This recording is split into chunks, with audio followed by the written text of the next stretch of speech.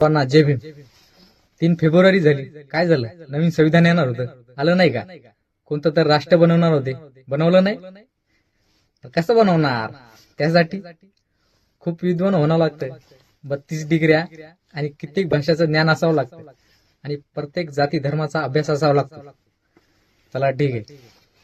जेव्हा आपल्या भारतात संविधान बनवायचं होतं तेव्हा आपल्या देशाचे लोकप्रतिनिधित्व बाहेरच्या देशाच्या लोकांसाठी मदत मागत होते संविधानासाठी. तर बाहेरचे लोक म्हणले, तुमच्या भारतात एवढा विद्वान व्यक्ती असताना तुम्ही आमची मदत का मागता, आमच्याकडे भीक का मागता? तर ते म्हणले, कोण? तर त्यांनी सांगितलं, डॉक्टर बाबासाहेब आंबेडकर हा एक अत्यंत विद्वान व्यक्ती आहे, तुम्ही यांच्या हातून संविधान लिहू शकता आणि हे तुमच्या देशाला संविधान लिहू शकतात.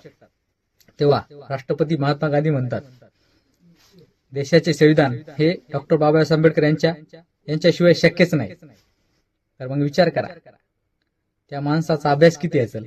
आणि आज तुम्ही धर्माच्या गोष्टी करता आणि तुम्ही काय देशाचे संविधान लिहिणार? स्वतः बदला, नंतर देश बदलेल. अगोदर स्वतःमध्ये क्रांती घडवा, नंतर देशामध्ये क्रांती घडवायला या. चल बाळा, हट.